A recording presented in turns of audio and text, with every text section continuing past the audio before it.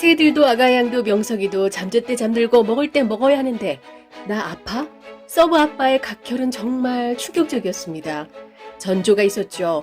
불규칙한 식사와 과거 의뢰인으로부터 언제 피습을 당할지 모르는 스트레스에 굉장히 예민해져 있었죠. 게다가 아무리 영우가 고래를 좋아하지만 고래고래 소리 지를 일이냐고요. 평소와 같지 않은 버럭 그 자체에 좀 놀라기도 했습니다. 정명석 변호사가 아프면 안 됩니다. 행여나 병가를 내면 장순준 변호사 밑에서 일할 영우가 힘들어져요. 다행히 14만은 출장을 이유로 제주도에서 휴식을 취할 수 있게 되는 것 같죠. 털보와 동그라미는 왜 따라가는진 모르겠지만 잘했고요. 트로피컬 패션으로 나타난 장명석과 나란히 앉아있는 걸 보니 원래 한 식구 같아 보여서 이 삼총사가 내내 같이 다니면 재미질 것 같습니다. 권민우와 최수연이 같이 앉아있으니 당연히 영우와 준호가 둘이 앉았겠죠.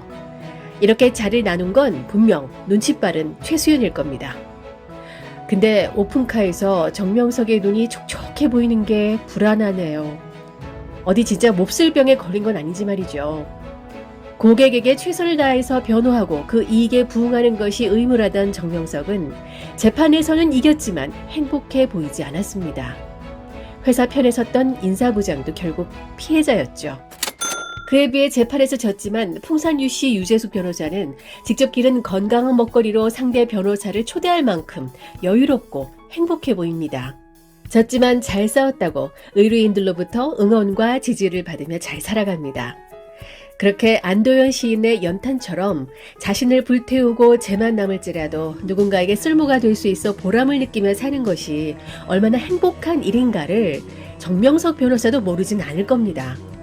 양쯔강 돌고래처럼 멸종되지 않으려고 자기 자리에서 열심히 살아갈 뿐이죠. 14만은 관광지 안의 문화재 관람료와 보전에 관련한 재판을 다루는 것 같은데요.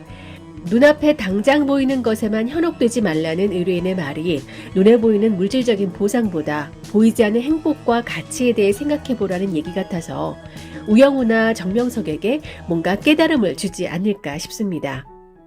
이쯤 되면 12화에서 정명석의 건강 이상과 번아웃 그리고 영우가 양쯔강 돌고래가 날아가는 모습을 보고 기분 좋게 미소 짓는 것이 그냥 나온 게 아니란 걸 알 수 있습니다.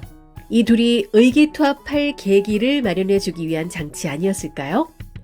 의뢰인의 이익에 부응하며 살아가야 하는 직업적 의무와 삶에서 지향하는 가치가 맞아떨어지려면 결국 영우의 선택은 한 가지, 한바다에서 나와 공익사건을 전담으로 하는 법무법인에서 일하는 거죠. 제가 누차 말씀드렸던 그 결말, 몸을 갈아넣지 않아도 충만한 행복을 느끼고 싶은 시니어 변호사 정명석 아래 똘똘한 우영우와 따뜻한 최수연이 합세하는 법무법인 고래 사무실을 여는 것 꼭 좀 봤으면 좋겠습니다. 아직은 먼 것 같아 보이지만 내 편밖에 남지 않았습니다. 벌써 슬프네요. 12화에서 다룬 재판은 사내 부부 중 한 명이 관두지 않으면 남편이 무급휴직이 된다며 그 압박에 퇴세한 여직원들이 성차별에 의한 해고라며 회사에 소송을 건 재판이었죠. 아마 보는 내내 불편함을 느끼신 분들이 많았을 것 같아요. 지금이 어느 시대인데 남편 체면, 시댁 눈치 운운하느냐 하시는 분들도 계시고 여자들이 이기적이다, 패미 아니냐라고 보시는 분들도 계시더라고요. 이렇게 바라보는 게 바로 회사인 절대 갑이 바라는 점입니다. 이 재판을 남성과 여성의 대결 구도로 보게 되면 어린 직원들끼리 갈라치기해서 내부 힘이 와해되는 걸 바라는 회사만 힘을 실어주는 꼴입니다. 본질을 생각해야 하는데 가끔은 망각하게 되는 것 같아요. 주인공 우영우가 약자 편이라면 보는데 불편함이 없었을 겁니다.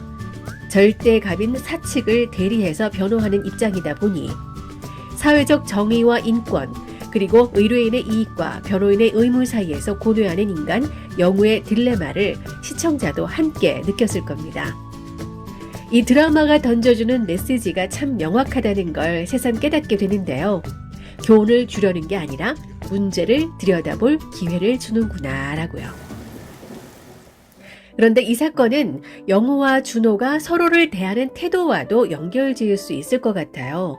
영우는 데이트 목록을 따르는 준호가 당연히 자신도 좋아서 하는 건 줄 알았죠. 하지만 준호는 영우를 좋아하니까 영우가 좋아하는 일이라 함께 해준 것이었습니다. 돌고래 이의 시위에서 영우가 준호에게 의뢰인의 이익에 부응하는 것이 사회적 정에 맞느냐는 고민을 얘기할 때 준호는 그런 고민하다가 퇴사하는 분도 많이 봤다. 그런데 사실 대형 로펌만큼 공익사건 많이 하는 곳도 많지 않다라고 말하는데요. 이걸 이 두 사람의 사랑 방식에 대입해보면 준호는 영우를 사랑하기 때문에 영우의 취향에 부응하기 위해 자신의 시간을 버리고 따랐습니다. 근데 그게 사랑의 정의에 맞는지 영우가 고민하는 것 같아요. 준호가 말했듯이 고민하다가 퇴사하는 변호사들처럼 고민하다 이별하는 연인들도 많잖아요. 그런데 서로 취향을 맞춰주다 보면 어느새 그 취향에 젖어들기도 하고 함께하는 게 더 좋아질 때도 있으니 영우가 너무 고민하지 말고 준호가 섭섭하지 않게만 해줬으면 좋겠습니다. 섭섭한 것이 뭔지 맥락 파악이 쉽지는 않겠지만요. 제주도에서 이 둘은 드디어 고래를 함께 보면서 좋은 시간을 보내게 되는 것 같습니다. 그것도 잠시 준호의 가족이 하는 얘기를 영우가 엿듣게 되죠. 돌봐야 할 여자가 아니라 준호를 행복하게 해줄 여자를 만나야 하는 게 아니냐 얘기합니다. 영우는 생각하겠죠. 자신은 돌봐야 할 여자인지 행복하게 해줄 여자인지. 준호의 이익에 부응하려면 행복하게 해줄 여자여야 하는데 자폐인을 사랑하는 건 어렵다는 걸 알기에 고민할 것 같습니다. 하지만 준호가 영우에게 그랬잖아요. 내가 사랑이라면 사랑인 거다. 이번에 준호가 가족에게 말해야 합니다. 내가 행복이라면 행복인 거다.